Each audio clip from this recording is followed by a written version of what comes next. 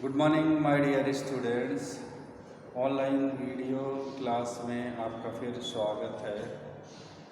आज आप लोग विराम चिन्ह नामक पाठ को पढ़ेंगे। सबसे पहले हम देखते हैं विराम शब्द का क्या अर्थ होता है। विराम शब्द का अर्थ होता है रुकना या ठहरना। पढ़ते समय या लिखते समय हम थोड़ी देर के लिए रुकते हैं, फिर आगे बढ़ते हैं, या फिर हम बोलते समय, पढ़ते समय, बोलते समय या लिखते समय कुछ देर ठहरते हैं। उन्हीं चिन्हों को विराम चिन्ह कहते हैं। विराम शब्द का अर्थ होता है, विराम का अर्थ होता है, विराम का अर्थ है रुकना या ठहरना, रुकना या ठहरना।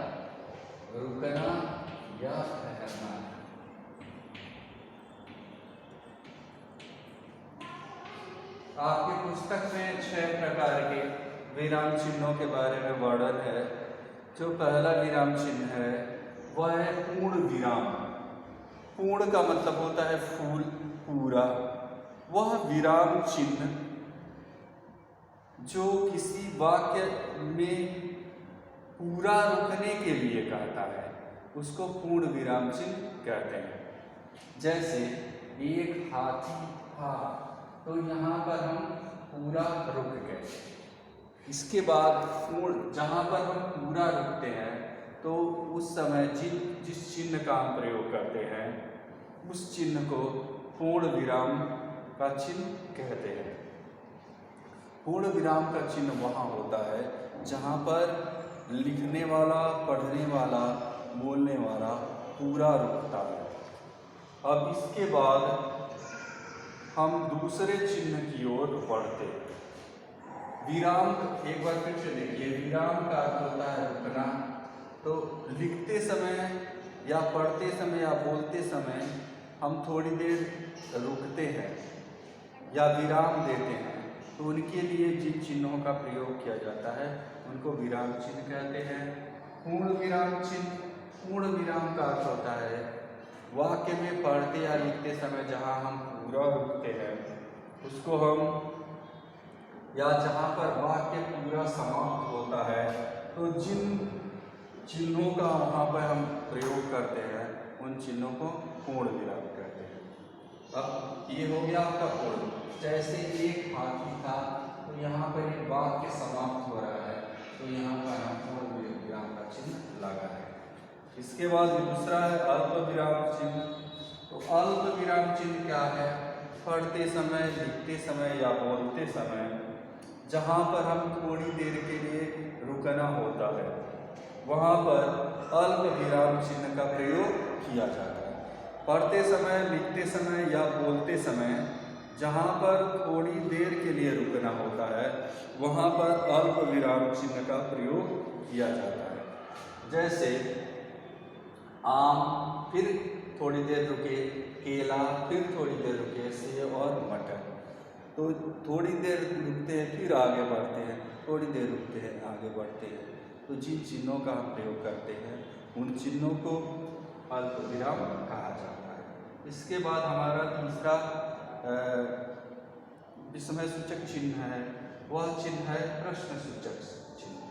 तो प्रश्न सूचक शब्द से ये साफ प्रकट हो रहा है कि पढ़ते समय, लिखते समय या बोलते समय हम जहाँ पे भी प्रश्न करते हैं, जहाँ पर भी हम प्रश्न, जैसे तुम क्या कर रहे हो, तो प्रश्न जहाँ पे हम पूछ रहे हैं, तो जिन चिन्हों का वहाँ पर हम पढ़ते समय, लिखते समय और बोलते समय जहाँ पर हम प्रश्न पूछते हैं या कोई प्रश्न पूछता है तो वहाँ पर प्रश्नवाचक चिन्ह का प्रयोग होता है।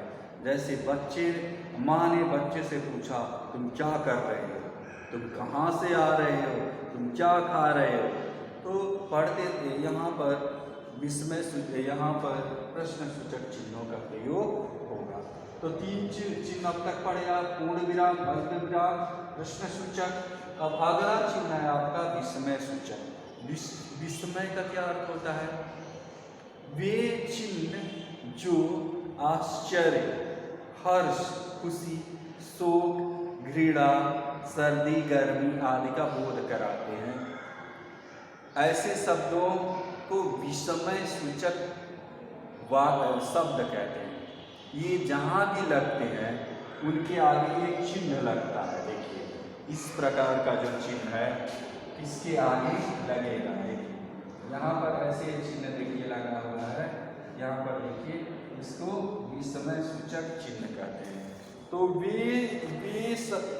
बात करते समय कभी कभी हम शोक, हर्ष, आश्चर्य, घृणा, प्रशंसा आदि के भाव को प्रकट करते हैं।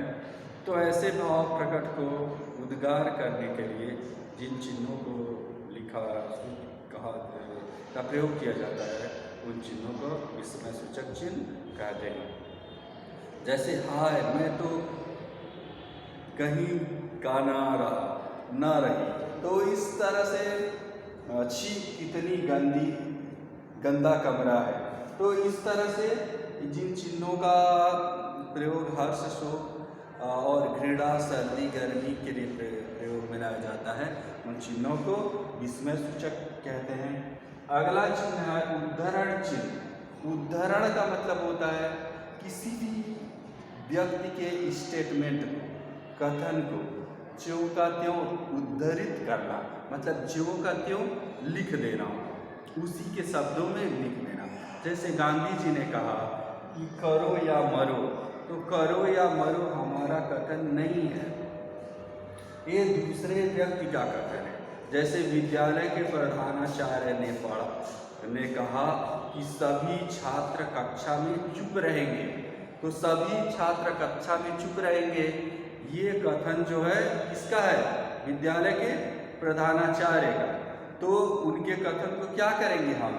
उद्धरण चिन्ह का वहाँ प्रयोग करेंगे। वो कथन आपका नहीं है, मेरा नहीं है, किसी दूसरे व्यक्ति का है, तो उसके चिन्ह को हम, या माँ ने घर से निकलते समय माँ ने अपने बच्चे से कहा कि तुम्हें रास्ते में कोई बुलाए तो मत रुकना, तो कोई बुलाए तो मत रुकना ये माँ का कथन है, उसको उद्धरण चिन्ह के द्वारा प्रदर्शित करेंगे। अब आइए योजक चिन्ह क्या होता है। योजक चिन्ह वे चिन्ह होते हैं जो दो शब्दों के बीच में संबंध जोड़ने का कार्य करते हैं। जैसे देखिए सुख के बीच में योजक चिन्ह का प्रयोग किया गया है, ये दो के बीच में संबंध जोड़ने का कार्य करते हैं।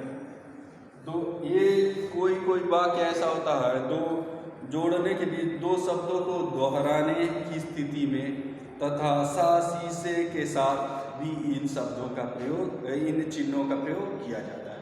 तो प्यारे छात्रों, आज आप लोग क्या करेंगे, सारे विराम चिन्हों को एक चार्ट पेपर पर बनाएंगे बड़ा बड़ा और समझेंगे, और उसके आगे उसकी परिभाषा को लिख करके समझने का प्रयास करेंगे। अगले वीडियो में मैं आप लोगों को मुहावरे नामक पाठ पढ़ाऊंगा। प्यारे छात्रों, मैं आशा रखता हूँ कि आप लोग सही ढंग से पठन पाठन का कार्य कर रहे होंगे। धन्यवाद, थैंक यू।